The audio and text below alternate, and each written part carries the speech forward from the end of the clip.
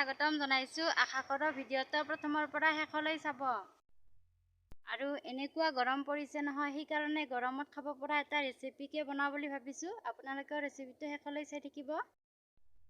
এতিয়া সময় হৈছে দুপৰীয়াৰ সময়। আৰু মই এতিয়া পাকঘৰলৈ যাওঁ। আৰু আমাৰ ধুনু কি কৰি আছে আপোনালোকক দেখাও ৰ'ব। ফুফু যাব ওলাইছেহি। ফুফু যাব আলছি আমাৰ ধুনুই।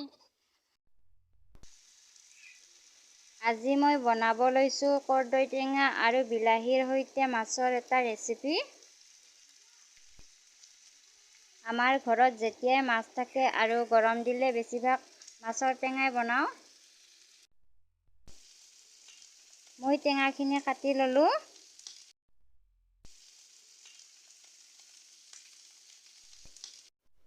এতিয়া মই মাছখিনি ফ্ৰাই কৰি আছোঁ। তেলখিনি গৰম কৰি লৈ মই পিঁয়াজ, হালধি, জলকীয়া আৰু জিৰা দিছোঁ। আৰু টেঙাখিনিও দি দিছোঁ মই।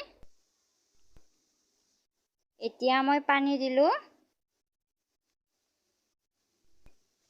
এতিয়া মই দিম সোৱাদ অনুসৰি নিমখ আৰু আদা নহৰু দি দিম।